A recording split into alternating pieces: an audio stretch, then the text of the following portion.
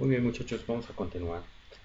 Después de que revisamos lo correspondiente al desarrollo del sistema esquelético a partir del mesodermo y que estuvimos revisando las maneras de osificación intramembranosa y endocondral, pues ahora vamos a revisar de una manera más específica cada uno del grupo de huesos y la forma en la cual se va a generar embriológicamente. Entonces, aquí tenemos para empezar a desarrollar el tema, el desarrollo del esqueleto axial. El desarrollo del esqueleto axial se compone del cráneo, de columna vertebral, costilla y esternón. Entonces, me gustaría que retomáramos, vamos a irnos a, a los esquemas. Vamos a empezar con el cráneo, si les parece bien. Entonces, aquí en este esquema vamos a tratar de comprender que, que bueno, les explicaba yo en las diapositivas pasadas que existe algo de dos tipos de osificación, que es la endocondral e intramembranosa. Entonces, la formación de los huesos del cráneo también los vamos a dividir en algo que se llama neurocráneo, que son estos dos esquemas, que está en beige y en rosa, y viscerocráneo, que son estos dos en azul y en rosa oscuro. Entonces, el neurocráneo son todos los huesos relacionados con el encéfalo o que están de una manera contigua o cercanos al encéfalo. Y el viscerocráneo es aquellos huesos que están relacionados con el rostro o otras porciones de la cara. ¿De acuerdo? Entonces, neurocráneo, todo lo que está en relación al encéfalo, viscerocráneo, todo lo que está en relación a la cara. Entonces, si se fijan, hay una serie de combinación. Yo les explicaba anteriormente que existen dos maneras de osificación, que es la endocondral, que es donde hay una previa de cartílago. Entonces, el neurocráneo es aquel hueso que está adjunto o cercano al encéfalo y que tiene una osificación primero de cartílago y después es cambiado por hueso. Esto es una osificación endocondral. Entonces aquí nada más tiene otro nombre, pero finalmente es lo mismo. Es neurocráneo con osificación endocondral. Aquí le llamamos neurocráneo cartilaginoso. Y el neurocráneo membranoso es el hueso que está en relación al encéfalo, que tiene una osificación intramembranosa. ¿De acuerdo? Igual va a pasar acá. En el viscerocráneo, cuando está un molde cartilaginoso previo de tipo osificación endocondral, le vamos a llamar viscerocráneo cartilaginoso. Y viscerocráneo membranoso cuando corresponde a los huesos propios de la cara y que su osificación es intramembranosa. ¿De acuerdo? Entonces, de acuerdo a estas referencias de estos colores, vamos a ubicar obviamente los tipos de huesos que están relacionados. Entonces, aquí tenemos un esquema donde tenemos bien definido cada uno de estos colores y su relación. Entonces, que va a ser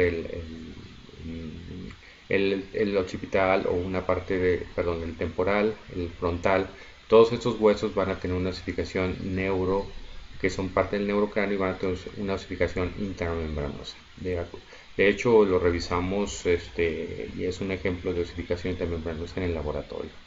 Ya lo verán. Y después tenemos en color beige todos los huesos de la base, aquí están representados, todos los huesos de la base del cráneo, que tiene una osificación endocondral, o sea que hay un molde previo de cartílago y después se osifica. Después en rosa oscuro tenemos lo que corresponde a los huesos propios del rostro, de la cara, pero tiene una osificación intramembranosa. Y finalmente los huesos viscerocráneo que tiene una osificación endocondral y después se osifica un molde cartilaginoso por ahí. Entonces, ya siendo un poquito más específicos, el frontal y el parietal corresponden a un neurocráneo membranoso.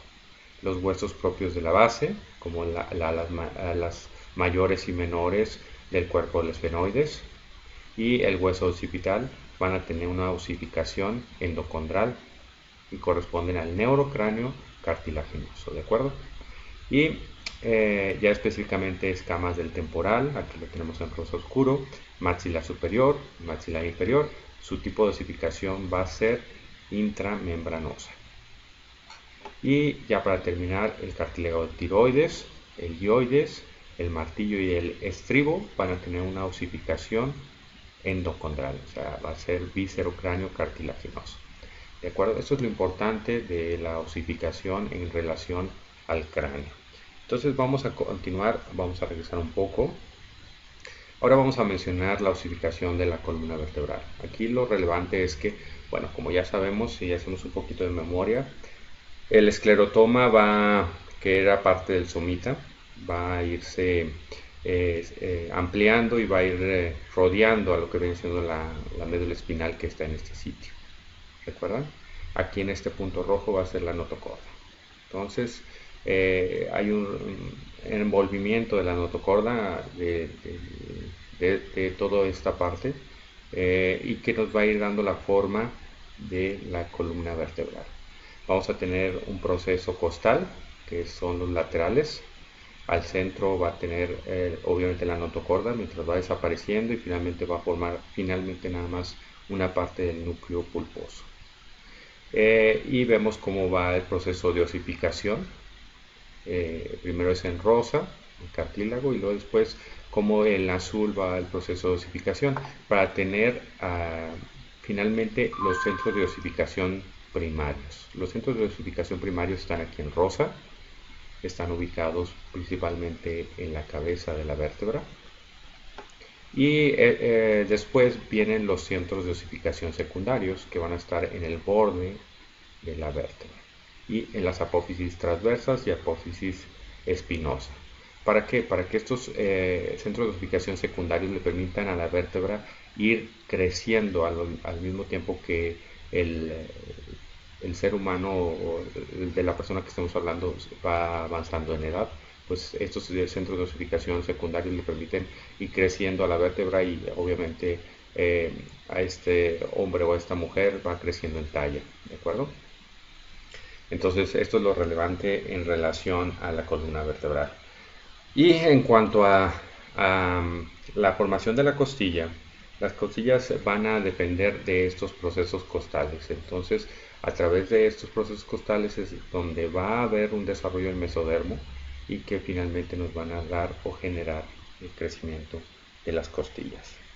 Y finalmente el otro proceso que nos faltaría es el del esternón. En el esternón no tenemos esquema, pero es fácil comentarles que el esternón, perdón por mover esto, en el esternón va a haber dos bandas. Voy a ir un poquito para acá para que tengan un poquito de esquema para que me comprendan lo que les estoy diciendo. El esternón va a tener, al momento que se fusiona en la porción torácica del embrión, va a tener un par de bandas externales que van a tener un proceso de condrificación en esta zona y van a finalmente fusionarse de cada lado contralateral para entre las dos bandas fusionarse y generar un esternón único, ¿de acuerdo?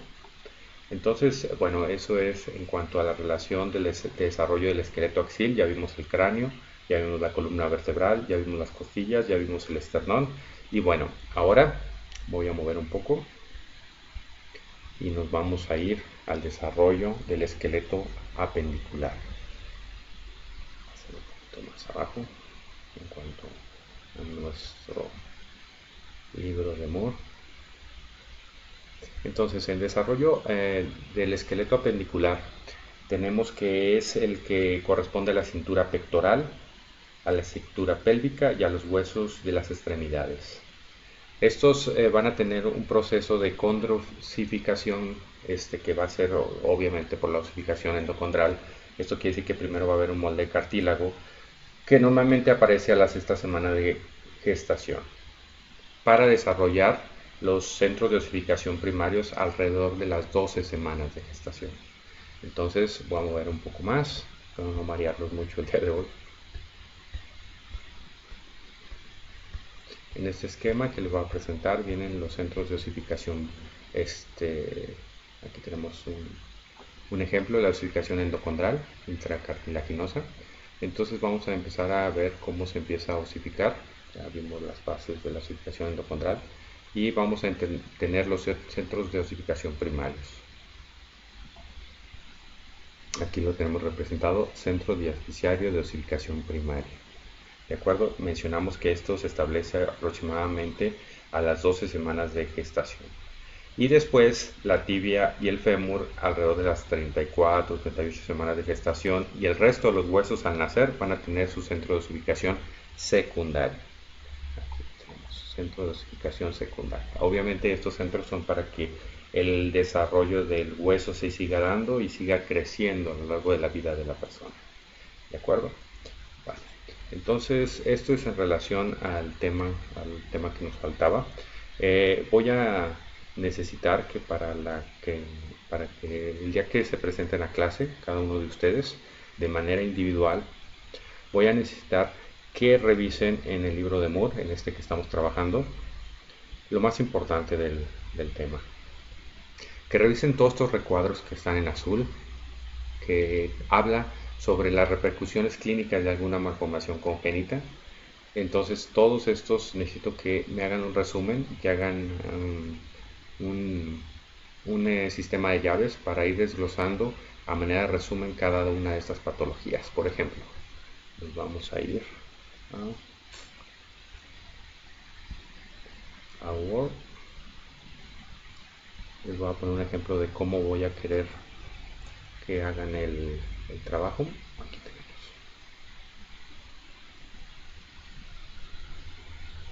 Entonces, quiero que me haga una lista de todas las malformaciones que vienen enunciadas en sus trabajos, que vienen enunciadas en su libro de Moore. Entonces, un ejemplo. Aquí se los pongo. El ejemplo puede ser la malformación relacionada con el esternón. Perdón. Esternón. Entonces, del esternón, ¿cuáles son las malformaciones implicadas? Una malformación es la PES,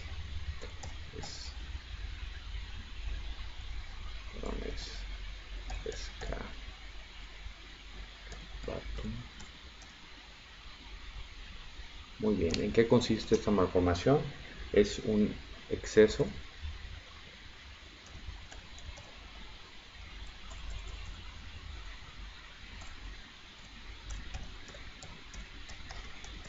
aumento del cartílago.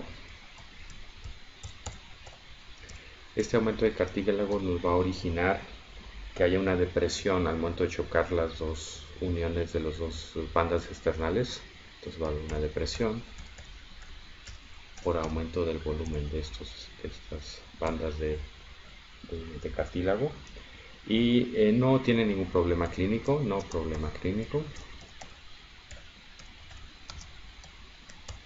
para el paciente, la persona que tenga este problema.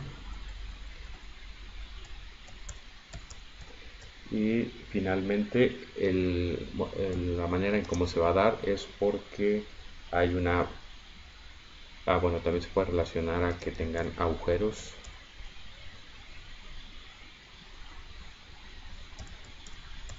externales por falta de fusión.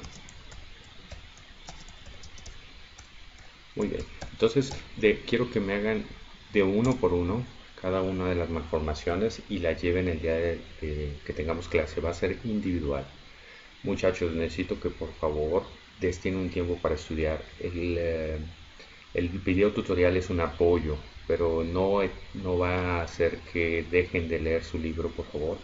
Tienen que leer todo el capítulo para que el día que tengamos clase podamos trabajar y podamos aclarar cualquier duda. ¿De acuerdo? Entonces los espero en clase.